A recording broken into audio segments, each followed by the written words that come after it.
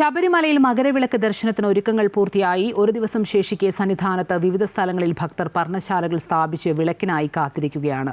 അതേസമയം എരുമേലി പേട്ടകെട്ടിയ അമ്പലപ്പുഴ ആലങ്ങാട് സംഘങ്ങൾ സന്നിധാനത്ത് രാത്രിയെത്തി ദർശനം നടത്തും.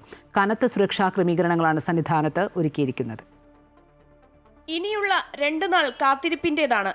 മകരവിളക്ക് തെളിയുന്നതിനായി ആയിരക്കണക്കിന് ഭക്തരാണ് സന്നിധാനത്ത് ഇതിനായി തമ്പടിച്ചിരിക്കുന്നത്. ശബരിമല സന്നിധാനത്ത് തിരുമുറ്റം, പാണ്ടിത്താവളം, കൊപ്രാക്കളം, പൊതുമരാമത്ത് ഓഫീസ് മുറ്റം തുടങ്ങി വിവിധയിടങ്ങളിൽ നിന്ന് ഭക്തർക്ക് വിളക്ക് ദർശിക്കാൻ കഴിയും. തിരുമുറ്റം ഒഴികെ ബാക്കിയിടങ്ങളിൽ ഭക്തർ ഇനി വിരിവെച്ച് കാത്തിരിപ്പ് തുടരും.